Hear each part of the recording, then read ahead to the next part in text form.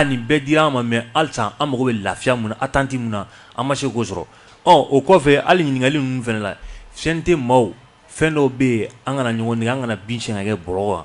valeur dɔw b'an fɛ yan nɔ exercice démocratique kana to mɔgɔ i ka taa bila i fa filan na k'o buruja ka se yɔrɔ dɔ la ne bolo o tɛ démocratie o ye tatiɲɛkrasi de ala kana an so o yɔrɔ la parce que valeur dɔw bɛ yan nɔ o de b'an ni tubabuw cɛ o la donc ne y'a fɔ e Burama yɛrɛ n ko n ye Marine Le Pen ni Macron sigilen u bɛ k'a fɔ ɲɔgɔn des malhonnêtes tiɲɛ di an ka démocratie ma se o yɔrɔ ninnu ma an kana sɔn an ka taa se o yɔrɔ ninnu na fo ka taa fɔ ko mɔgɔ min bɛ se k'i bɛnkɛ fila ou bien i fa fila bɔ k'i bɛ taa kuma dɔ ta k'o sɛgɛrɛ k'o kɔrɔ ko démocratie ne bolo o tɛ démocratie ye o ye tatiɲɛkrasi de ye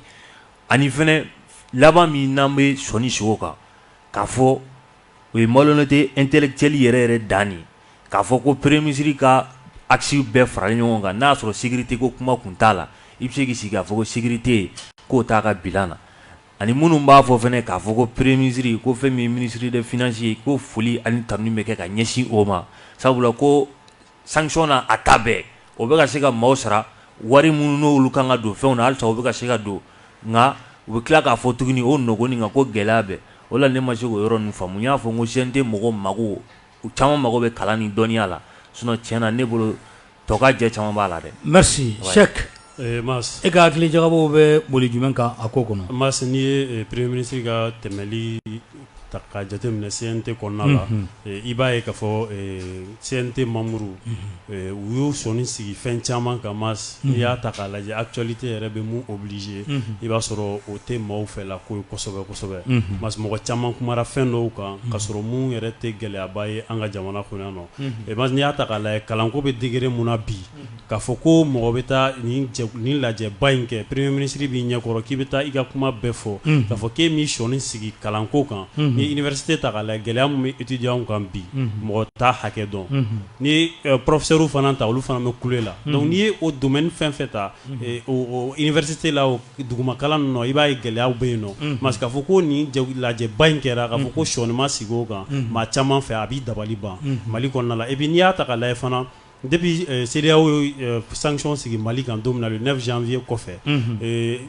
syndicat caman bɛ yen nɔ syndicat kulu caman bɛ yen u y'u ka laɲini u y'a ɲɔngiri u taara trêve la ka dɛmɛ ni dɛmɛ ka ta ka transition sɛgɛrɛ yala Mas ni ɲininkali mun fɛnɛ tun bɛ se ka kɛ premier ministre la yala olu kɛlen don k'u ka fɛnw mada yala ni olu wulila a bɛna kɛ cogo di premier ministre bɛna se ka mun fɛɛrɛ ni dabali de tigɛ walasa k'olu ka ko dɔw ɲɛnabɔ yanni ka nin ko ninnu dɔw ban donc olu bɛɛ bɛ se ka kɛ kow ye minnu ni u bɛ se ka jateminɛ CNT kɔnɔna la mais i b'a ye k'a fɔ ko maliden caman bɛ yen nɔ minnu m'u yɛrɛ ye u ka ɲininkaliw la sabula ninnu bɛɛ ye gɛlɛyaw ye parce que gɛlɛya fana nafɛnw mɔgɔw ka sanniw mɔgɔw bɛ fɛn minnu san da dumuniw ni fɛnw olu gɛlɛyalen don CEDEAO ka sanction sababu la donc mais n'i y'a jateminɛ maliyɛnw gɛlɛya bu maliyɛnw kan malgré que péage mun ni premier ministre y'a présenté a kɛra kuma min na o y'a sɔrɔ gɛlɛya tɛ nin hauteur la mais bibi in na gɛlɛya bɛ hauteur mun na n'i y'a ta k'a lajɛ i b'a ye k'a fɔ ko actualité falenna donc ni actualité falenna ni a ma ɲɛ ko premier ministre taara jɔ aw ɲɛkɔrɔ aw fana kan ka fɛn wɛrɛ de fɔ premier ministre ɲɛna mun na ni fasoden caman b'a yɛrɛ ye mun na ni nɔgɔya bɛ se ka na cogo min na. Tabarkala. Bonsoir mon ami, tu as une équipe démocratique et dynamique. Pour l'une des rares fois, je suis d'accord de l'analyse de Sam. Ni Yusuka Bataki. Sam va tourner be ningali kelenkelenke au bella. Anya ye sente ma chamanga intervention kono. Ou le ministre félicité qu'après ministre Sikilento. RFM mune binanoui.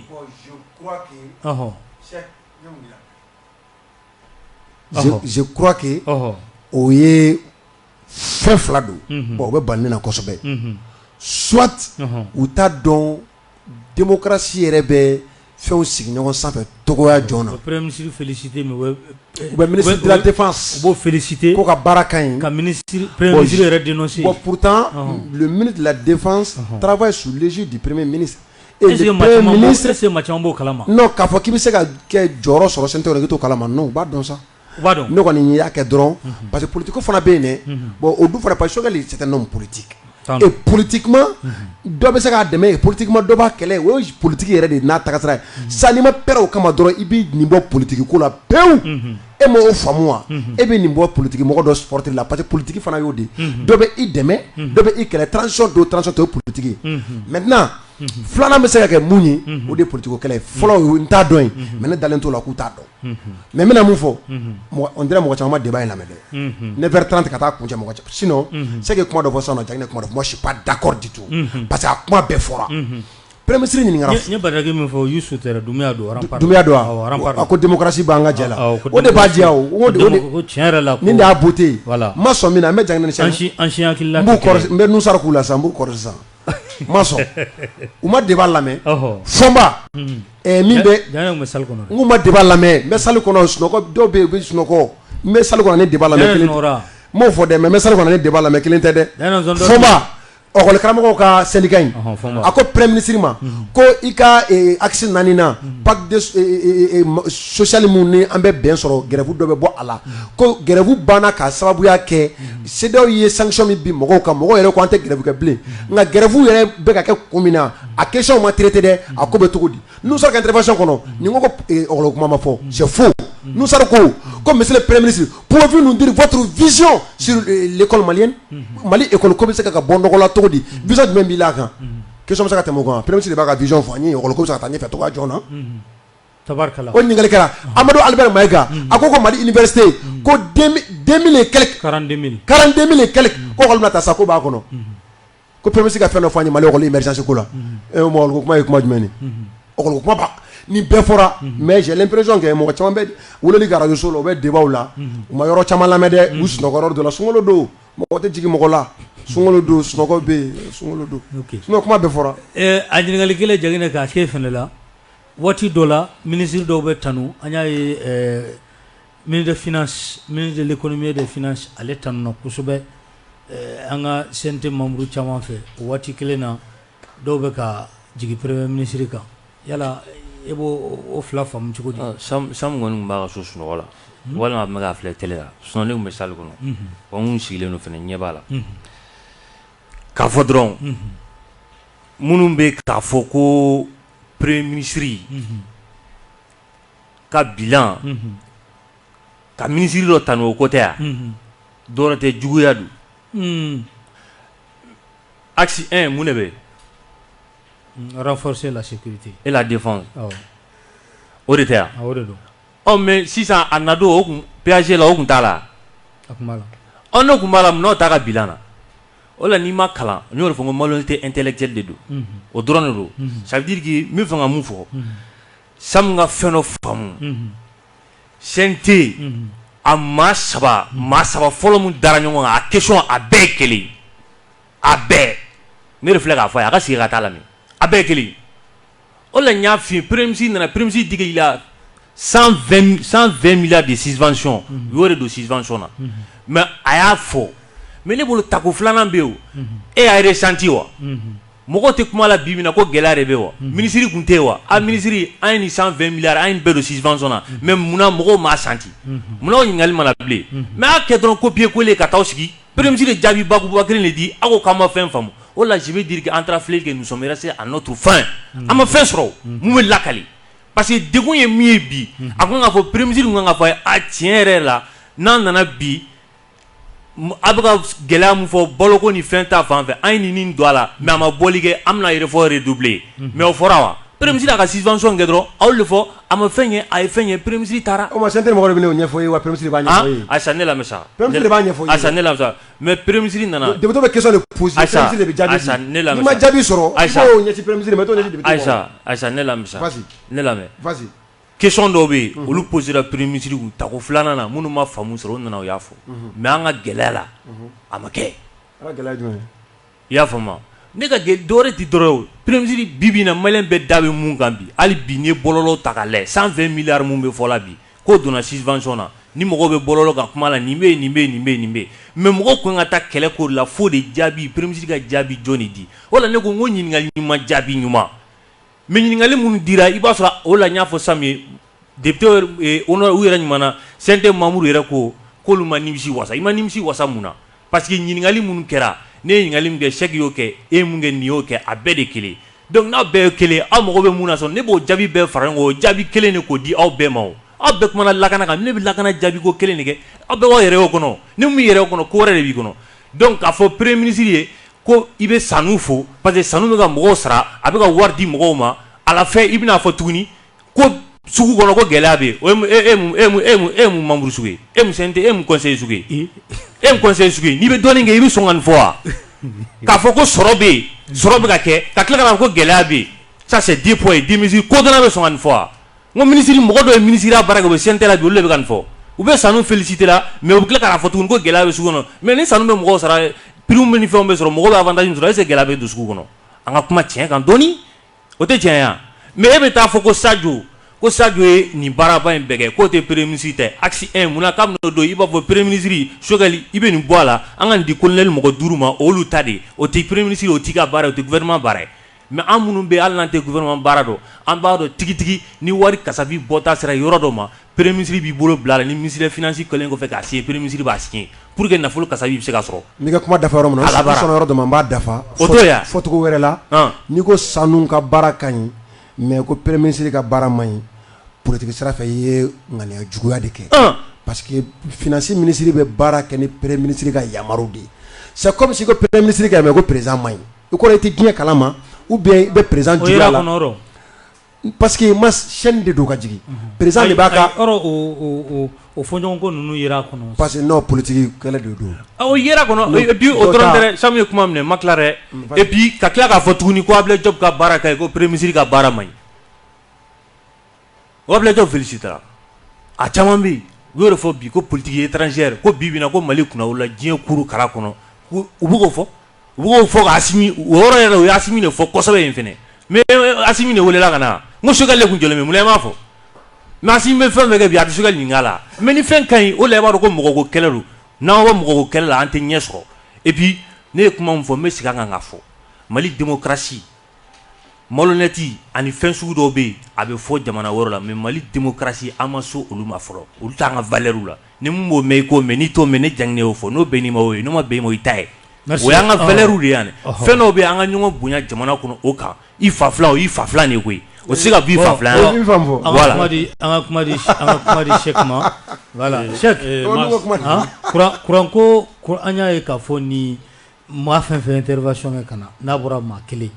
a si dama don kuranko la a dun gɛlɛya bɛ mɔgɔw kan bi dɛ masa gɛlɛya bɛ mɔgɔw kan a bɛ ɲani ka o jaabi Samu ye mun fɔ i bɛ Samu jaabi wa Samu fɔlɔ jaabi ne m'a fɔ Samu ɲɛna k'a fɔ ko mɔgɔ ma sɔrɔ minnu kumara kalanko ani syndicat ka grève ko ni CEDEAO ka gɛlɛya ko ninnu kan ne m'o fɔ mais bi na an bɛ don min na i ko bi ninnu ye priorité baw ye et puis PAG mun ni premier ministre y'a présenté o yɔrɔw la a y'a ka solution fɔ solution mun kan ka di université ko la a y'olu fɔ mais an bɛ don min na i ko bi kalo 9 tɛmɛlen kɔfɛ ou bien kalo 8 tɛmɛlen kɔfɛ olu kun kan ka ɲininkali de kɛ a jaabiko ni fɛnw na olu kan ka dɔn a bɛ niveau mun na bi an bɛ don min na i ko bi donc u kan k'o bɛɛ dɔn mais n'i y'a ta ka jateminɛ ɲininkali question caman rebondira mɔgɔ caman segira ɲɔgɔn question kan CNT ni baara ninnu kɔnɔna la mais n'i y'a jateminɛ ne ye nin point minnu souligner nin ye tan i b'a ye k'a fɔ ko ninnu mun ye mɔgɔ caman haminanko ye bi na mɔgɔ caman ka ɲininkali ma rebondi nin kan ni mɔgɔ kelen kelen Amadu Mayiga kumara université kan a banna à part lui mɔgɔ si ma kuma kan donc olu n'a ɲɔgɔnnaw donc n'i y'o ta k'a lajɛ i b'a ye et puis Samu ɲinɛ mun Amadu Mayiga ye faculté kelen dɔrɔn FSEC a banna et pourtant o problème bɛ faculté bɛɛ de la Bamakɔ yan nɔ. L'exemple, il parlait en général. Non, c'est la langue française. Non, il parlait du français. Il parlait du général, mais il a indexé une seule université comme exemple. Français d'où? A kuma ka kuma bɛɛ de kan exemple ta dɔgɔtɔrɔso kelen de kan. Kuranko filɛ nin ye mas problème ye mun ye kuranko filɛ nin bi na CNT membre foyi tɛ yen nɔ mun sigilen tɛ Bamakɔ yan a tila bɛɛ sigilen don a majorité bɛɛ sigilen don Bamakɔ yan u bɛɛ b'a kalama mun bɛ kuranko la malidenw mɔgɔ caman bɛ ka hami mun na Bamakɔ yan nɔ kuranko la u bɛɛ b'a kalama mais n'a fɔra ko mɔgɔ damadɔ mɔgɔ kelen dɔrɔn de taara kuma kuranko la sali yɛrɛ kɔnɔ ko kuran yɛrɛ et puis kuse tɛra c'est vrai kuran tigɛra sali yɛrɛ kɔnɔ ale yɛrɛ kɛtɔ ka kuma ta kuran tigɛra voilà bon ni prévu bɛ tɛmɛ o kan i tɛ sigi o kuma kelen kan tuguni mɔgɔ caman fana kun kan ka se ka hakili sɔrɔ ka fɔ bon kuranko ye malidenw fana haminanko dɔ ye an kan ka ɲininkali kɛ premier ministre la nin ko ninnu dɔw la mais maso o shimake ba kon to ko se ga bo agolo la abada ni ye ka fo ki bo ke ibe ko wera de ni donc ni ye premier ministre ga mamuru du gouvernement fin ga bara mun ke premier ministre ba yere ya kono nu ye nyuma ke o premier ministre ba yere ya kono nu ye juguma ke o premier ministre ba yere ya kono donc ba to ko se ga bo agolo la premier ministre ga bara o nu kelin na ber ga bara nu kelin na be fana ga bara premier ministre ga bara premier ministre fana ga bara président ga bara o se ga bo nyona voilà premier ministre be président ga tire la bon kuma dɔ bɛ yen bon ka kuma kuncɛ san kuma yɔrɔ dɔ bɛ yen mas o jɛlen don gouvernement kɔnɔ baara o baara mana ɲɛ premier ministre ka bilan don fo n'i bɛ politique kɛlɛ la comme ne tɛ politique kuma na yan gouvernement ka fɛn kɔnɔ ni baara mun ma ɲɛ ministre mun bolo tiɲɛ don responsable ye ministre ka part de responsabilité bɛ yen mais le premier responsable c'est le chef du gouvernement c'est pourquoi ni gouvernement dɔ échouera on demande la tête du premier ministre parce que ale de y'a bɛɛ ɲɛmɔgɔ donc minnu t'o kuma la i bɛ politique ko la sinon santé gouvernement bilan premier ministre ka bilan don dépense a ka bilan c'est pourquoi minnu ko ko 30% b'a bolo a nana ni programme min ye u y'a ta a ka axe fɔlɔ de ka parce que premier ministre ka axe fɔlɔ kɔnɔ lakanako de bɛ yen comme lakanako in ɲɛna kɔrɔ i ko bɛ baara o baara kɛ 100 sarada la i sera ka 30 de kɛ o 30 de lakanako ye sinon bonne gouvernance o fana bɛ yen ko audit mun kɛra a jaabi bɛ min donc moi je pense que n'i ko Choguel ka baara ka i ka kan ka CNT féliciter parce que fɛn CNT ye yɔrɔ min n'a bɛ Choguel ka baara tɔ de ɲɛ a bolo parce que yɔrɔ o yɔrɔ contrôle tɛ yen.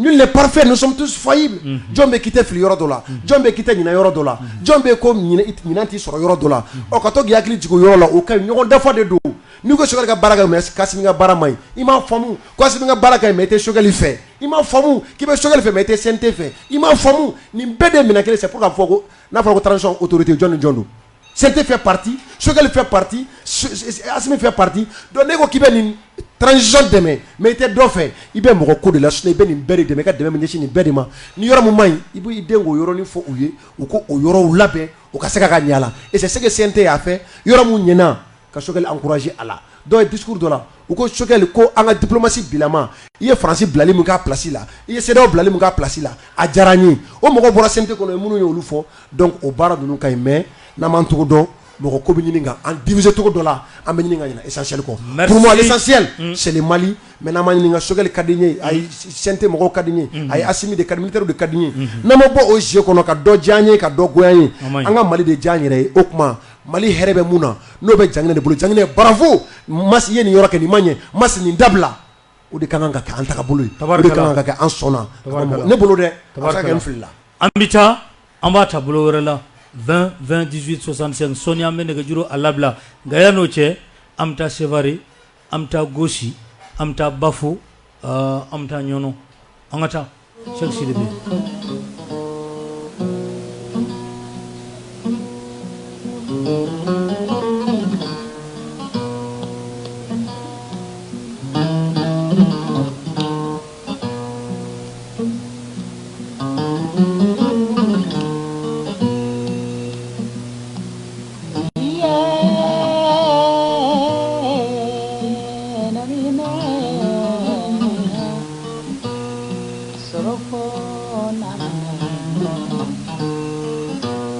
Juru in a bɛ fɔ a ma ko taara.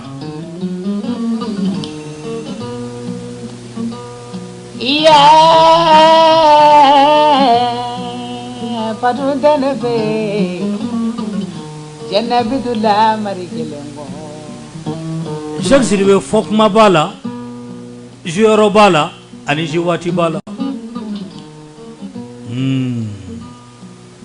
A taara mini bi.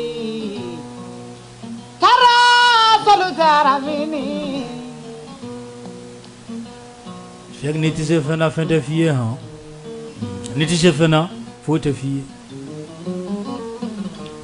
a to an ka nin di an ka kɛlɛcɛw ma tilegan in na. Ni bi nani na kana ne nani jamana o ka tuguni jamana malo bi sanfɛ. Cheikh Sidibé olu de sɔnna ka jamana karangadaw ka choix ko u disi k'a kɛ tata ye cogoya min na juguw kana se ka don. Ni bi furu la kana ne furu jamana. Cheikh Sidibé olu de sɔnna ka dili kɛ ka taa se fo ni a dili ma nanzaraw ko a ma ko sacrifice ultime. Jamana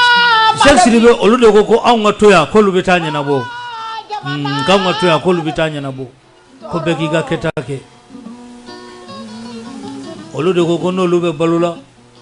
c'est ko jugu k'a tɛ dankari an na olu de sɔnna k'u nin di walasa jamana in fan bɛɛ lajɛlen a bɛ se ka kɛ jamana in ta ye a to an ka foli ni tanu in k'a lase u ma nin waati in na.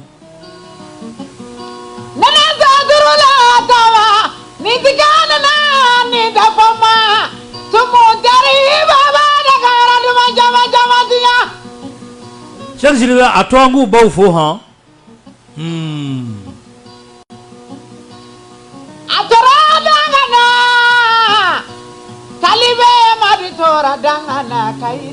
Cheikh a to an k'u denw fo.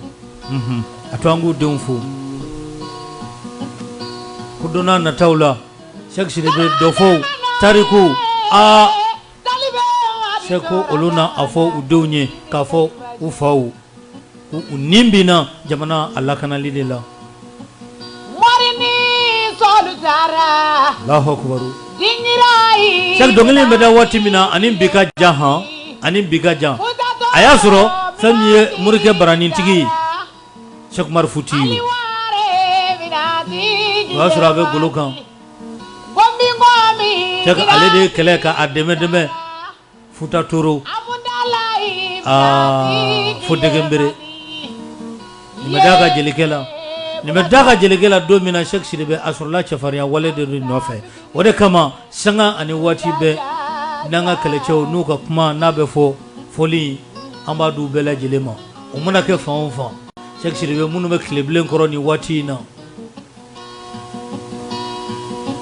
Cheikh a dɔw bɛ cɛncɛn kan nin waati in na i b'a sɔrɔ température a yɛlɛnnen don ka tɛmɛ fo 45 la ala u bɛ tile kɔrɔ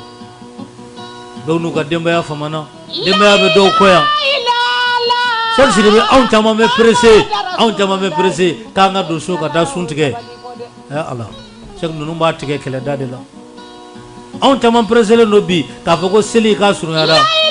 an hakili b'an ka misiko la Cheikh Sidibé ninnu hakili a bɛ fɛn kelen pe de la jamana a lakana bɛ sabati cogoya min na o kama sanga ni waati bɛɛ armée n'ale tɔgɔ fɔra o de bɛ jamanaden bɛɛ lajɛlen fara ɲɔgɔn kan wa sɛbɛ u y'a bɔ ka bin han i bɛ juru da coyi nka kana bila i b'a da Samabali fɛn min ye an ka kɛlɛcɛw ye u ye communiqué ni ka a kɛ communiqué min ni a kɛra a bɛ tali kɛ wulikajɔ min ni a bɛ ka kɛ an ka wolomasiri tabaw fɛ nin waati laban ninnu na u y'a jira k'a fɔ bɔlɔlɔw sanfɛla la ani kunnafoni di sira dɔw fɛ k'olu kɔni bɛ ka kibaruyaw ye u bɛ ka kibaruyaw mɛn k'a fɔ ko nin bɛɛ lajɛlen olu bɛ wulikajɔ min na bi ka a bɛɛ lajɛlen de kun ye ko walasa accord pour la paix ko o kana se ka waleya k'u bɛ a dajɛma tulo kan k'a fɔ olu bɛ baara min na ani accord ko yɛrɛ tɛ fankelen fɛ ɛlɛ ni jamana lakanali o bɛ se ka sabati cogo min na mɔgɔw n'u bolofɛn o bɛ se ka sabati cogoya min na jeli bɔnni o bɛ se ka jɔ cogoya min na k'olu bɛ o baara de la jamana fantan ani 4 bɛɛ lajɛlen fɛ k'a fɔ ko accord ka appliquer accord kana appliquer ka ani o tɛ sira kelen na hali dɔɔni jamana kelen don ka baara min kalifa olu la n'o ye ka jamana a kɔnɔden ani a bolominɛn ka o lakana k'olu b'o o baara de la wa fɛn tɛna olu bali o baara la olu b'o o baara ka a kɛ ka se a dan na i b'a fɔ jamana yɛrɛ bɛ a ɲini u fɛ cogo min na i b'a fɔ olu yɛrɛ kalekan a b'a ɲini u fɛ cogoya min na Bataki a kɔnɔ kumabaw olu filɛ nin ye i bɛ jumɛn d'a kan Mas il faut reconnaître que n'i ye Deripa bɔlen ka nin communiqué kɛ ce qui veut dire que u y'a lakodɔn tiɲɛ na ko Mali armée bɛ ka yɛlɛli min kɛ sanna o jalen don e ye o jalen don ne Samabali ye o jalen don Janginɛ ye o jalen don Cheikh o jalen don maliden bɛɛ lajɛlen finman ni jɛman ko la montée de l'armée en puissance o dɔrɔn de bɛ se ka anw kumabɔ sinon a tɔ bɛɛ ye pipo ye fo anw yɛrɛ ka cɛw olu fo don nana Mas bɛ to ka kuma dɔ fɔ fo Américains yɛrɛ ka na dɛmɛ ɲini anw fɛ wa a bɛ se ka kɛ dɛ dɔw yɛrɛ tɛ baara don dɛ fo Russiw yɛrɛ ka a fɔ Mali a y'an dɛmɛ nin sira ka lakana sira fɛ dɔw yɛrɛ tɛ ni baara tɛ dɛ donc k'a fɔ o baara min bɛ sen na ko o de bɛ ka accord retardé parce que ko n'an ye bunteli kɛ ko an ka bunteli k'a bɛna taa ɲɛsin mɔgɔ minnu tɛgɛ nɔ bila papier ma k'an bɛna olu tulo ci pour que accord kana se ka appliquer ko olu ka baara tɛ o ye olu ka baara tɛ dɔwɛrɛ ni Mali lakanani tɛ Mas ils ont été professionnels ce communiqué là, ça en dit long. Pour moi, c'est vraiment professionnel. Parce qu'il faut qu'on a dissocié comme on parce que tegana bila la sɛbɛn mun na I kana ɲina k'a fɔ ko garantie de b'a la Mali y'a kɛ mɔgɔ dɔw de ɲɛna wa kumakan dɔ de dilen don hali n'a sɔrɔ ne Sanbali ne ma mɔgɔ wɛrɛ fɔ dɛ ne ko n ka armée de ka kɔkɔ a ka jɔ ni mɔgɔ min ko Mali tɛ tila Mali an bɛɛ dama ka kɛɲɛ a la e ka diinɛ mun ye Masi ja i b'o kɛ diinɛ mun ye Sanbali ja n b'o kɛ diinɛ mun ye Janginɛ ja a b'o kɛ an ka conseil min fɔ n'i ko k'i bɛnna n'o bɛɛ ye an bɛ sigi ka kuma nka ni I ye nin yɔrɔ kelen I ma sɔn n'o de ye I tulo ka ci o ne k'a hakilina de o ne ka hakilina partout nka ni jamana a tɛgɛ bila fɛn na ne b'a jigin k'a fɔ a kɛra Alpha ye a kɛra IBK a kɛra ATT a kɛra Assimi ninnu ye bi a kɛra Choguel ninnu ye bi sɛbɛn fura ninnu kɔnɔna u b'a dɔn ka tɛmɛ an kan a ko in bɛ cogo min ka d'a kan n'i ma yɛlɛ Kuluba fɛn dɔ bɛ yen faamuya cogo foyi tɛ la I bolo I bɛ ka analyse de kɛ dɔrɔn mais Kuluba yɛrɛ de I b'a fɛn caman ɲɛdɔn donc n'u y'a bila yɔrɔ min na nka ne ka n yɛrɛ ka hɛrɛ y'a kɔnɔ n'o kɛra ne kɔni b'u dɛmɛ o la mais n'i ma Mali ka hɛrɛ y'a kɔnɔ I kana sigi ko n ka dɛmɛ min ye donc ni communiqué in ne b'a faamu c'est professionnel c'est responsable exactement ni de y'a mun ye c'est responsable et ni mot dɔ diyara I bɛ se k'o tugu a la c'est patriotique munna ka d'a kan ni kumakan suguya bɛ kunkarili kɛ ɲɔgɔn na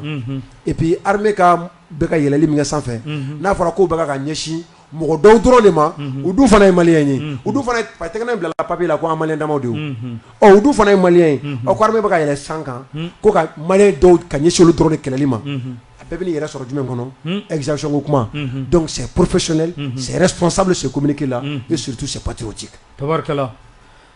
Janginɛ ko k'a ka foli lase ma musokɔrɔba ko ten an ba Aïssata Samake Aïssa Tare Bakari Monzon an ka cɛkɔrɔba a fɛnɛ ko a tulo b'an k'a ni tile débat niveau k'a ka ɲi ko ka foli ni tani k'a lase plateau ka mɔgɔ bɛɛ lajɛlen ma anw yɛrɛ bɛ a fo nin waati in na o b'a to ni an n'an ka armée an bɛ to ni a ye fɛn kelen pe min bɛ n'an bɛ an waso n'a ye jamana kɔnɔ bi ni a bɛ jamana kɔnɔ den bɛɛ lajɛlen fara ɲɔgɔn kan o de ye an ka armée Cheikh taara d'u ma an ka kibaruya tɔ di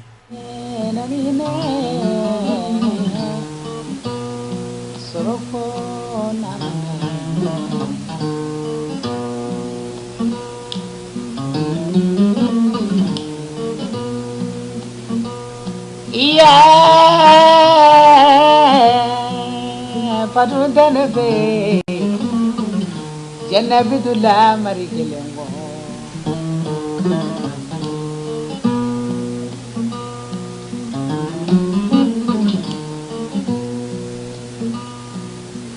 Wara bora ka bi gosi an ka armée maaw y'a yira k'a fɔ gosi tun bɛ yɔrɔ min bolo o tun ye Faransi kɛlɛcɛw de ye dɔgɔkun in kɔnɔ gosi kan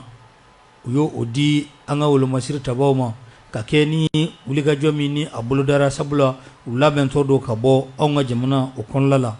ni yɔrɔ min bilala anw ka kɛlɛcɛw bɛ wele ni ka yen tigiya ko o kalifa u la I b'a fɔ olu yɛrɛ de ta don cogoya min na olu de kan ka a lakana o sabati kibaruyaw bɔra ka bi yɔrɔ dilen kɔ an ma wulikajɔ o kɛra an ka kɛlɛcɛw fɛ ka larawulili kɛ u taara bɛn ni dingɛ belebele ye k'an masurunya la maaw kɔni caman furew olu kɛlen don ɲɔgɔn kan ni ka a don dingɛ kɔnɔ fure minnu yɛrɛ n'i ye jaw lajɛ a don cogo yɛrɛ a man ɲa a bɛ i n'a fɔ a donna haraba la ni ko o baaraw kɛ ka taa kɛlen kɔ fɛn min y'an ka armée ɲɛmaaw ye olu sera kɛnɛ ka joona ka na constat k'o kɛ o kɛlen kɔ ni ka sɔrɔ ka an ka faamaw k'olu ladɔnniya ladɔnniyali kɛlen kɔ sa wulikajɔ a kɛra an ka jamana ɲɛmaaw y'a jira k'a fɔ an ka kɛlɛcɛw u tɛ fɛn kalama nin na bi u t'a kalama sini wa enquête olu bɛ dayɛlɛ k'a dɔn maa min kɛra nin ko a sababu ye hali n'o y'a sɔrɔ an ye tubabuw ka ja dɔw fana lajɛ an tɛna olu taw commenter nka an ta an ka ɲɛmaaw ye min fɔ anw na to o kumakan kɔ Samu Samabali i ye kibaruya in i y'a mɛn cogo di mun b'i bolo ka fara kan ne ma min fɔ Mas ne ka armée Mali armée n'i ye ne yɛrɛ ɲininka dɛ Mali bɛɛ mɔgɔ ta tɛ armée ka tɛmɛ ne kan tabarikala n bɛna kuma dɔ f'i ye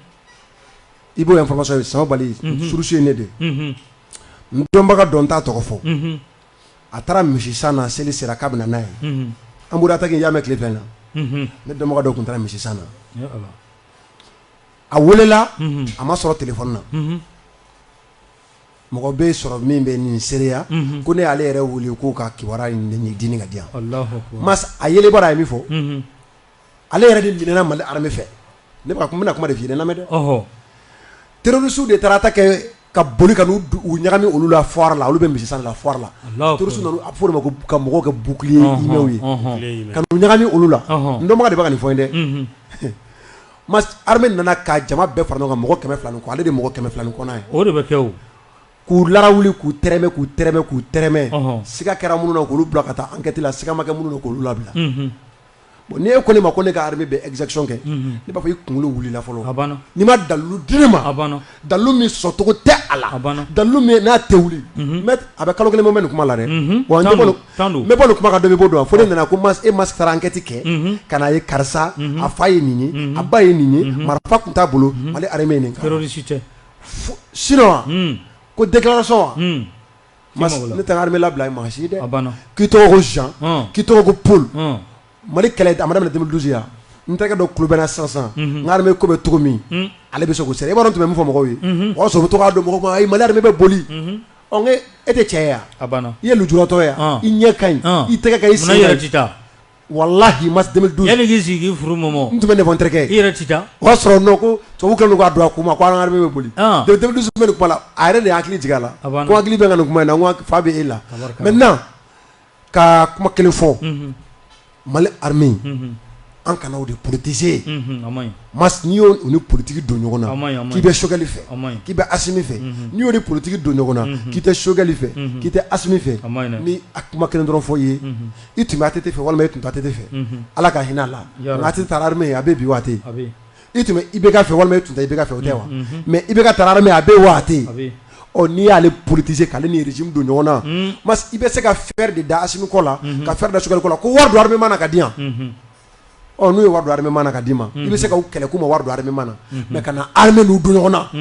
ni armée ye victoire ta c'est la victoire du bon Dieu sur le diable c'est la victoire de la République sur les forces du mal c'est notre victoire à nous contre les terroristes contre les djihadistes o y'an bɛɛ de ta ye ko don politique la i bɛ sunɔgɔ mun na Ala k'i kuma ɲɛna ɔ Charnier i bɛ mun fɔ a kan Charnier Mali sɔrɔsiw tun tɛ gauche Charnier yɛrɛ kɔrɔ tɛ ka mɔgɔ caman bɛ kaburu dɔ mun kɔnɔ ka dingɛ seri ka su caman bɛ dingɛ mun kɔnɔ maa caman bɛ dingɛ mun kɔnɔ tɔw bɔra kan min kɔnɔ tile 3 o kɔfɛ an taara o sɔrɔ yen enquête ka nɔgɔn koyi jɔn tun bɛ kan in kɔnɔ ne ka armée tɛ i ye nin kuma mɛn u da ne tɛ foyi la ni ka armée tɛ i ye nin kuma mun da aw tun bɛ kan mun kɔnɔ o kan libéré la ko Mali y'o récupéré tile 3 su taara yen bon su mun taara yen an ka mɔgɔ kelen ka ye an ka mɔgɔ de y'a ye o yɔrɔ bɛ u ye wele bila droit de l'homme maaw sɛgɛsɛgɛlikɛlaw ayiwa an ye nin ye de a ye na ni su modèle parce que diɲɛ avancé ra o nin ye nin kalo joli dingɛ kɔnɔ yan a bɛ dɔn nin ye nin wagati joli dingɛ kɔnɔ yan n'o bɛɛ dɔnna bon olu dun de tun b'a kan kɔnɔ an ka kɛlɛcɛw tun tɛ yen an bɛ se ka taa tile damadɔ dɔrɔn ka nin bɛɛ kɛ bon Mali communiqué tɛ yen k'a fɔ ko an ye attaqué gauche k'an ye gauche kan minɛ ko an sigira gauche kan kɔnɔ ko an ye attaqué o don ni bi cɛ ko an ye an ni terroristes karila ɲɔgɔn na nin don ni bi cɛ donc olu bɛɛ ye indice minnu n'a bɛ enquête nɔgɔya et je crois tubabu yɛrɛdama karila ɲɔgɔn na nin ko la France ni Russie parce que France ko Russie kana na taa bin olu kan k'a bɛɛ ta bon ka kɔn k'i yɛrɛ lajɛya bamanankan don o kɔrɔ i bɛ nkalon kan tabarikala parce que olu bɛ fɛ ka u den k'u bɛ ko kɛ Russie ye bon Russie olu dun tɔgɔ ma fɔ fɔlɔ yɛrɛ bon o bɛ o ne miiri janya dɔɔnin quoi voilà parce que ka girin dɔrɔn k'i b'a da Russie kun bon an bɛɛ hakili Ala hakili d'an bɛɛ ma quoi depuis ne o kumakan mun da ko Russie bɛ fɛ ka min da olu kun bon i tɔgɔ dun ma fɔ fɔlɔ bon je me suis dit est-ce que e sɔminen t'i yɛrɛ la a y'a minɛ ni maa min bolila Surukuba ye kɛnɛ bila bon Surukuba sɔminen b'a yɛrɛ la ko dɔ la bon ne kɔni ka hakilina bolo kan a bɛ se ka kɛ n ta ni nkalon ye n ye jɔn de ye nka ne kɔni miirila nin yɔrɔ la an ka dugawu kɛ Ala ka tiɲɛ dɛmɛ Janginɛ kuma filɛ nin ye e y'a ye cogo di bon i n'o de fɔ fɛn dɔw bɛ yen Maliyɛn bɛɛ bɛ ɲɔgɔn sɔrɔ Mali armée ani Mali national bɛɛ bɛ ɲɔgɔn sɔrɔ la mais nin fɛn mun filɛ nin ye bi bi in na Mali armée équipe nationale an bɛ ɲɔgɔn sɔrɔ la o bɔ armée ko kuma la sa o ka di sa Aïcha o bɔ armée kuma la sa Aïcha équipe nationale Aïcha ne lamɛn sa équipe nationale cira a bien vrai ka kɛra mais don e tun bɛ yen ne tun bɛ yen e kun tɛ e ma bɔ tile kɔrɔ ayi mais e bɔra bon hali don wɛrɛ n'a fɔra ko qualification ne bɔra e bɛ taa e bɛ taa o an sigilen filɛ so an balimakɛ filɛ ka nana an lajɛ a nana bɔ yen Mali maaw filɛ la sigi bɛ dire nin fɛn fila filɛ nin ayi Mali yɛrɛ de ka d'ale Mali yɛrɛ de ka d'ale ne fɛn ka mun f'i ye Malien bɛɛ bɛ ɲɔgɔn sɔrɔ ni fila la ni mun t'i yɛrɛ na fiye fiye juguya ko b'o kɔnɔ Mali ko la ne b'a faamu ten bon sisan i bɛ ka charnier ko mun fɔ nin dɔwɛrɛ tɛ n'a fɔra ko a ye somi yɛrɛ laminɛ surukuba bɛ boli k'i dogo o dɔnnen don parce que ne tɛ se k'a faamu kabini a fɔra dɔrɔn ko charnier aw bɔra n'aw ka satellite ye k'aw ka satellite ye nin ta o tuma aw tun b'a dɔn k'a bɛna kɛ yan an k'o ɲininkali bila a tɛ nin ye aw tun b'a dɔn ko o de bɛna kɛ yan voilà n'aw tun b'a dɔn k'o bɛna kɛ o tuma mun de don aw de bɔtɔ y'a bila yan a filɛ dɛ e bɔtɔ ma fɛn bila i ma somi fɛn na mais e ta ko i ka satellite gulo yɔrɔ sanfɛ voilà c'est vrai n'i bɛ bɔ sa an ka kɛ i ka ɲi ka précaution ta mais fo su ko Mali o tuma an natɔ kan kɔnɔ an bɛ su sama ka na n'a ye mais o la n'i y'a jateminɛ k'a fɔ kuma dɔ don an k'a fɔ fo k'a fɔ k'a bɔgɔra bon yɔrɔ dɔw fana bɛ i b'a dɔn min ye o bɛ an ka jamana yɛrɛ den dɔw ko fɔ walahi d'ailleurs tubabu ye nin kuma daminɛ yan an y'an ka jamana den dɔw sɔrɔ a denjugu dɔw sɔrɔ Mauritanie ni an ka jamana frontière ta u yɛrɛ bɛ ka tubabu dɛmɛ a la ka sɔrɔ a kisɛ kelen t'u bolo bon nin sɔrɔlen filɛ nin ye enquête yɛrɛ kana dayɛlɛ sa bɛɛ kɔni bɛ jɛ ni fɛn kelen min ye nin ko la k'a fɔ an ka armée kun tɛ yen Faransi de tun bɛ yen mais munna o kuma tɛ fɔ olu mɔgɔ kelenw fɛ tuguni munna o tɛ fɔ o fɔda t'u kun sa o fɔda t'u kun Maliyɛnw tɛ yan Maliyɛnw tɛ yan Maliyɛnw tɛ k'u dabɔ an ka jamana ko la Maliyɛnw bɛ yen mais Maliyɛn dɔw bɛ yen nɔ olu ni e tɛ fɛn kelen Maliyɛn sugu kelen sabula olu ka ɲinicogo ni e ka ɲinicogo tɛ kelen ye n m'a dɔn n'i b'a faamu donc o de la sisan i b'a ye ni ye image ninnu bɛɛ lajɛ image minnu bɛ yen n'an bɛ k'a lajɛ bɔlɔlɔ sanfɛ u yɛrɛ bɛ ka bɔ image minnu bila i b'a faamu dɔrɔn k'a fɔ tiɲɛ yɛrɛ la ni ŋaniya juguya tɛ Faransi tun bɛ se k'an dɛmɛ ka terrorisme k'a ban pewu charnier fo duguma aw b'o ye mɔgɔw bɛ ka dingɛ sen k'u b'u ka mɔgɔw don a kɔnɔ mais aw tɛ terroriste natɔ ye moto kulu 100 moto kulu 50 ani i b'a dɔn ani kan cɛ ye kilomètre joli ye an ka taa i y'a faamuya donc ce qui veut dire que bi bi in na k'a fɔ an ka wolomasiri tabaw halisa da de b'an ye sunɔgɔtan ye Faransi taara Faransi ma taa yɔrɔ Faransi bɛ Niger an kɔrɔ yan nin parce que a fɔra k'olu ye vote kɛ don o maa 100 o 100 ko maa 20 ni kɔ ko Faransi ka t'i daga o bara u sɔnna yanni vote yɛrɛ kɛ Faransi yɛrɛ ka minɛnw cɛ ka taa ce qui veut dire que vote ko don vote ko tɛ Faransi bɛ yen donc an de b'an rester vigilant n'an bɛ wuli ka jɔ fɛn o fɛn kɛ n'a ma ɲɛ k'a fɔ ko a fɔra ko sur le volet sécuritaire ko majɛ de ma y'o la o mun majɛ ma ye o mun na dɛ ne bolo Mali gɛlɛya bɛɛ dɔ ye tant que an t'an ka taa ni ka segin n'an ka seerew n'an ka jagow n'an ka mɔniw n'a tɛ kɛ lafiya kɔnɔna la ni sɛnɛ kɛra ta bɛ bila foro la ni kankuma sera ta bɛ bila la a tant que o ma ban an ka gɛlɛya tɛ ban donc armée de bɛ jija wulikajɔ min n'a bɛ sen na fɛn o fɛn n'a kan ka ɲini ka di armée ma o de baara bɛ to sen na o minɛnw bɛ ɲini ka di armée ma sinon da b'an ye sunɔgɔtan ye wa jɛjugu hali sini Faransi b'a la o la i ambassadeur ka yɔrɔ yeli la Choguel y'a jira k'a fɔ k'a bɛ ambassadeur fo Mura u y'u ka veto placeli min kɛ a ma ban dɛ a foli kunbɛn parce que a tɔba de bɛ ko nin mun filɛ nin jɔn min nin y'a a volet médiatique de a lamaga minnu bɛna taa k'u bolo Nations Unies na mɔgɔ si t'a dɔn u bɛna taa mun ɲini yen nɔ donc Mali b'i ka wulikajɔ de sabati face à ces gens là parce que Faransi bɛ da a tɛ sunɔgɔ hali n'a y'a sɔrɔ Choguel y'a fɔ don o k'a fɔ ko Mali accord de défense min ni yɛlɛma kan ka don a la u commencera k'a fɔ k'u bɛ fɛn ko ka na an ka kuma donc Faransi tɛ taa Faransi taali o ye Niger ye donc an k'an to an solo la an ka lajɛli kɛ an ka filɛli kɛ ka foli di an ka cɛw ma halisa Ala k'u jɔlen to ka yeli kɛ ɲuman d'u ma quoi. Cheikh Sidibe a fara kan an ka taa. Mas depuis charnier ko kuma fɔra gosi i b'a ye k'a fɔ ko Faransi kɛra i ko i ye jɛgɛji bɔ jakuma tɔ la sabula a kuma fɔlen quoi médiaw ni fɛnw bɔra ka kuma caman fɔ minnu bɛ taa siraw fɛ k'a jira k'a fɔ ko olu tɛ k'a sɔrɔ olu yɛrɛ tɔgɔma fɔ fɔlɔ yɛrɛ n'i ye olu bɔlen k'a fɔ ça veut dire que olu sɔminu u yɛrɛ la ko dɔ la bini fait inflé bien avant que bien vrai que enquête ma ke folo i b'a ye k'a fɔ ko Mali armée tagara ye wagati min na o wagati dɔɔnin don donc wagati min na fana ni olu fana olu ka wolomasiri tabagaw n'o ye Barkani o bɔra ye wagati min na o wagati dɔɔnin don donc maintenant enquête mun ni a bolodalen filɛ nin ye enquête in ka kɛ joona yaasa a ko tiɲɛ bɛɛ ka ye k'a fɔ mɔgɔ malidenw ye et puis maliden minnu fana bɛ yen nɔ fana ni u bɛ k'u makun nin kan sabula nin bɛ taa Faransi ka majigin fan fɛ u tɛ ka fɛn fɔ ma fasoden juguya don an ɲɛ b'u la fasoden juguya don bi fasoden juguya don an ɲɛ b'u la an ɲɛ b'u la dɛ wallahi an ɲɛ b'u la sinon fasoden ɲuman dɔw y'a yira ka an plainte de Jean-Yves Le Drian kama o kɛra olu ka jɛkulu u wulila ka fɛn kɛ jɛkulu dɔ fana bɛ yen nɔ collectif pour la défense des militaires olu fana y'a yira k'a fɔ ko minnu bɛ ka kan ninnu fɔ kana kan ninnu fɔ ni kumaw bɛ yen nɔ ni mun bɛ Mali armée majigin ni u b'o ta k'o yanga ani ni kuma bɛ yen nɔ fana ni o bɛ Mali armée majigin u b'u k'u sɔnni sigi o kan ka se ka dɔgɔyalima ta ka Mali armée sɛgɛrɛ mas o mɔgɔ ninnu filɛ nin mas a caman bɛ yen nɔ fasoden juguw don tabarikala kɛlɛ fo ka taa fɔ a kan ka kɛlɛ tabarikala o b'a to ni an bɛ taa Sevare an bɛ taa Bafo an bɛ taa Ɲɔnɔ an bɛ taa Burkina an bɛ taa Niger Cheikh Sidibe an ka fɛn min ye armée ka kunnafoni bɛ sɔrɔ yɔrɔ minnu fɛ u y'a yira an na k'a fɔ wulikajɔ kɔni kɛra Bamanciw fɛ bi sɔgɔmada fɛ fajirida o waati sabula a kɛra sɔgɔmada fɛ nɛgɛ o ɲɛ 5 o waati bingani wale 3 ka a 3 bɛɛ lajɛlen nun don ɲɔgɔn fɛ a ye yɔrɔ minnu sɔrɔ o de ye Sevare kan min bɛ n'a bɛ f'a ma kan Amadu Balobɔ Mayiga n'a a bɛ Sevare ka fara Bafo kan ka fara Ɲɔnɔ kan o kan i b'a ye k'a fɔ a kɛra bi nɛgɛ kaɲɛ 5 o waati Bamancikulu dɔw u ye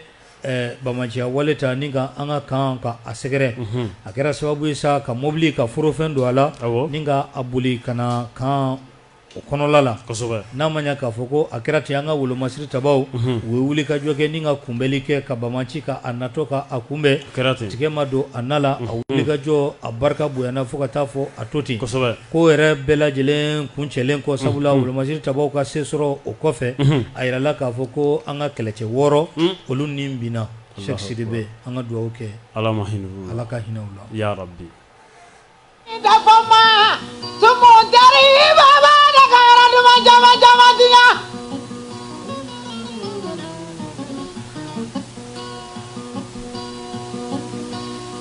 Atarada ngana a kɛra sababu ye fɛnɛ maa 15 ɲɔgɔn olu nana jogi Bamanciw la maa 11 an ye o bɔnɛ a nin na an ye marifaw sɔrɔ a bɛ fɔ min ma ko AK-47 an y'o 2 sɔrɔ an y'u ka telefoniw fɛnɛ sɔrɔ telefoni 4 an ye Motorola 4 fɛnɛ sɔrɔ u kɔ telefoni ale ni u ka matériel caman n'o ye sɔrɔsiminɛw ye a kɛra ten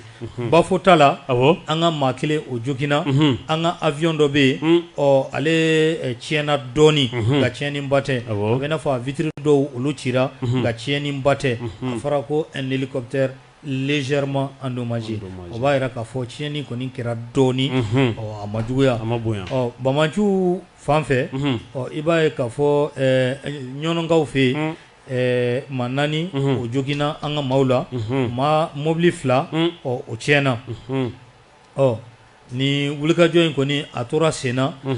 ko bɛɛ lajɛlen ka faamusa k'a fɔ ko de latolen don Bamanci la u yɛrɛ ɲinibatɔ o de la u bɛ ka nin ko ninnu ko olu kɛ an bɛ don min na i ko bi wulikajɔ kɔni o bɛ senna an ka wolomasiri tabaw fɛ cogoya de bɛ kɛ se ka kɛ ni ka Bamanci ka kolatɔ a la o baara a bɛ kɛ a kɛcogo la Sam Samabali ni kibaruya min bolo ka da nin kan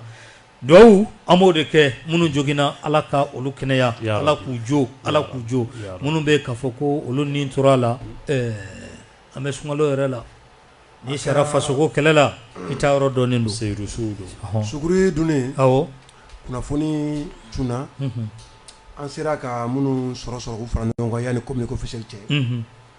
mas an ka cɛ minnu ni binna kamalenkɔrɔw don siga foyi t'a la Sevare de su bɔra yen sinon a tɔ si la an ka mɔgɔ ɲuman bolo et puis Bamanci ninnu nana ni mobili de b'u bolo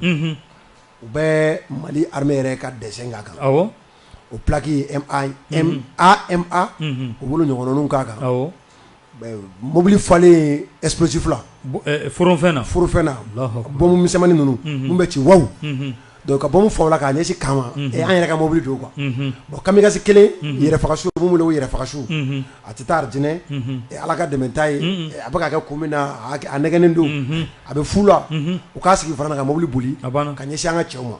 an ka cɛw ma sɔn ka dayɛlɛ donc mobili kelen ka kɛ babaw poste de police min bɛ yen mɔgɔ naani min bɛ yen o de nin binna poste de police mais ko laɲini tun ye min ye o ye ka don kan kɔnɔ jama ka ca kan mun kɔnɔ ka taa ci kan n'o kɛra a bɛ se ka mɔgɔ sɔrɔ caman faga mais minnu bɛ da la n'olu bɛ lakana sabati n'an b'a fɔ poste de police donc o komi olu ma sɔn donc olu ye kisɛ min wuli o kan mugu b'a kɔnɔ fɛn mugu b'a kɔnɔ wobo o mugu b'a kɔnɔ donc nɛgɛ binnen nɛgɛ kan a bɛ foro kɛ donc a ko wabaw sisikuruba bɔra donc o bɛ kɛ sababuya ye mɔgɔ naani min bɛ yen ale ni koko min sera ka bin mɔgɔw kan o ye minnu bɛ poste de police la yen o sera ka olu jogin an ka cɛw u ma boli a m'u sɔrɔ sunɔgɔ la u ma siran au contraire u ye attaque in repousser c'est pourquoi u sera ka mɔgɔ 11 parce que u ye kamikaze fɔlɔ min bila ka n'o ni mobili donna donc o dɛsɛlen da la donc u yɛrɛ y'o firi kan kan o taara bɛn n'an ka cɛw ɲɛ yɛlɛlen cɛw y'u repousser donc an sera ka mɔgɔ 11 ka o bɔnɛ a nin na k'o faga ye k'o gansan dugawu bɛ ka kulonkɛ ko su la filanan Bafo ale ni ɲɔnɔta in u ka ɲinifɛn tun ye mun ye parce que n'i ye Sevare kan lajɛ pankuru b'an bolo yen donc ni ko kɛra Sevare ni yɔrɔ ninnu ka surun Sevare bɛ kan bɛ se ka kɛ ale bɛ yɔrɔ caman de lié ɲɔgɔn na i n'a ka i bɛ se ka kɛ ale kɛ zone de liaison yɛrɛ ye i bɛ se k'i to P7 kɔnɔ sisan nɔ i bɛ Douane kuru kɔnɔ i bɛ Mariko ka so yan fɛ i bɛ Cour suprême kɔnɔ donc i bɛ se k'o jate i n'a fɔ kan de liaison donc pankuru m'an bolo yen n'an taara ni mugujugu ko gudu ka tasuma wuli a bɛ se ka pankuru yɛrɛ tiɲɛ bon o fɔra u jigi kɔ pankuru kɔni kɛrɛ bon communiqué b'a fɔ cogo min légèrement blessé i bɛ se ka fɔ ko légèrement endommagé i bɛ se ka fɔ a kɛrɛ basira a kɔni bɛ duguma yen an ye ja dɔw sɔrɔ bon mais moi je me demande ja minnu bɛ filmer jɔn fɛ quoi an ka nin ja ninnu bɛ filmer jɔn fɛ ça c'est la grande question non nin ka ɲininkali in ka ɲi surɔ video cira ne yɛrɛ ma Sevare kɔni y'an tigɛ don yan sisi kuru de filɛ nin an ka kan sisi de ne tɔgɔ ko mɛ ni filmer quoi je me pose la question et puis moi ne ye nin fɔ kaso kɛ yan mɛnna bon ninnu kan ka minɛ de o bon non ninnu kan ka lasago de bon ne bolo sariya de kan ka fɔ k'a lakale bɛɛ yɔrɔ Ture bannen dabila Facebook kan fanɛni dabila Ture sababuya la ka sariya dɔ fɔ bon maintenant k'a bila Facebook kan tɛ dɛ téléphone b'i bolo Android de ta don a ja bɛ filmeli dagalen don ye k'i yɛrɛ filmer mais terroriste kɛlɛ bɛ niveau mun na foyi filmeli dagalen tɛ e ye Poutine t'a ladege mais an ka téléphone kɔni b'an bolo ka mɔgɔw sensibiliser fana fɛn bɛɛ tɛ filmer fɛn ye a diyara ne ma dɔ kɛra o fɔli la koyi suguridunma ma a diyara ne ma suguridunma a kun t'a ne ka sun tiɲɛ o n ka armée ko bɛ cogo min n ka sɔrɔsiw ka di cogo min n'i m'a faamu n b'a fɔ ko se kɛra n ka armée na k'a sɔrɔ ne de ye se sɔrɔ u nana bin ne kan ne ye 11 faga u la ne ka cɛw ma sɔn ka kan dayɛlɛ mugujugu bɛ bɔ min kɔnɔ mɔbili kɔnɔ o kɛra sababu ye ne ka mɔgɔ 4 binna o tun bɛ min nɔfɛ n'o ye k'an ka pankuru ko olu latɔ duguma ka pankuru latɔ duguma pewu mais pankuru ko in o de kɛlen don ka u dabali ban bi parce que halisa an bɛ ka dɔ fara kan parce que bese bɛ mɔgɔ min bolo ani bere bɛ mɔgɔ min bolo kɛlɛ la o tɛ kelen ye dɛ besetigi ni beretigi marifatigi kɛlɛ la masi kelen tɛ dɛ mun fana bɛ sanfɛ e t'a sɔrɔ yɛrɛ tɛgɛ la o fana ni marifatigi kɛlɛ la masi kelen tɛ dɛ donc ɲinini yɛrɛ kun dabɔlen don min kama o ye Sevare kan ka a filenkolonci i n'a fɔ mun kɛra Jabali ka taa wula la ka a kan yɔrɔ Jabali u dilan ka ta don an ka kan na fo an ko cɛman ka démissionné mun na hakili b'a la u bɔra ka déclaration kɛ ko c'est sous contrôle an tila ka ye o yɛrɛ fɛ u ye ta wuli kan kɔnɔ an ko nin tɛ se ka bɛn soit cɛman ye nkalon tigɛ anw ye soit minnu ye kuma fɔ cɛman ye olu ye nkalon tigɛ cɛman ye a ka bɔ a ka démissionné laɲini tun ye mun ye o ye ka Sevare kan ka a kɛ gansan ye ka pankuru jeni ka marifafɛnw jeni donc u bɛ se ka continuer mais an sera Ala ye an dɛmɛ k'an kɛ n bɛ n fa fo Bugu la ale ni n ba Ina ka foli di a ma k'a Jalo mɔgɔ mɔgɔ bɛ k'u ye jamu in lamɛn foli k'a du bɛɛ ma n'an ka bɛ bɛɛ fɔ a bɛ kɛ sunu ye yan sini e ni Sɛki sɔgɔmada fɛ nin kibaruya tɔ sanuman fɛn fɛn mana sɔrɔ n'Ala sɔnna aw b'o di maaw ma nɛgɛ kanɲɛ 7 o waati ka kɛ ni diriba ka kunnafoni ye n'an y'o sɔrɔ an n'o di o bɛ di an bɛ dan ye merci ni Ala ye su in na yira an na sa an ye wele bila kunnafonidilaw ma nka i ka kumakuncɛ kuma kɛ Jagini an ka kuma di Sɛki ma ka bɛɛ fo ka dugawu kɛ kɛrɛnkɛrɛnnen an ka wolomasiri tabaw ye minnu bɔnɛra la k'u dayɔrɔ sumaya ala kanu ka du barika t'a fɛ ala k'a to jamana hakili ka to u denw n'u musow la yan ko dɔw kɛ minnu yɛrɛ bɛ kɛlɛbonda la n'u joginna ala ka kɛnɛya d'u ma minnu yɛrɛ bɛ ala ka se di an ka cɛdenw ma halisa fɛn o fɛn bɛ yen ko bɛ se ka sɔrɔ ka di mali oromasiri tabaw ma ala k'a sɔrɔ di maliden bɛɛ lajɛlen ma an ka dan armée ma k'i fo a diyara n ye Cheikh kuma kuncɛ kuma mas ka limana bɛɛ fo fɛn kun sɔgɔlen don an na nin wagati in na k'ala ka sebaya halisa k'a di an ka armée ma an ka wolomasiri tabagaw ma ni ala sɔnna ka bɛɛ fo su in na an ye wele bila kunnafonidilaw ma nin babu ninnu ka daminɛ CNT la ka daminɛ charnier ko la ka taa a kuncɛ fɛn min ye attaque min kɛra fajirida in na nin bɛɛ lajɛlen de bɛna fara ɲɔgɔn kan kunnafonidilaw bɛn'u ka hakili jagabɔ k'o k'a kan kibaruyaw bɛ sɔrɔ olu bolo minnu tɛ forcément maa caman bolo n'i ye kunnafonidilaw wele i bɛ sigi ni kibaruya caman ye o la olu bɛna o fara ɲɔgɔn kan k'o di Bokar Payitawo Youssou Kulubali Boumabel Jawara ka fara Malik Konate kan maa 4 ala k'an si jɔ ka su in na kɔnɔ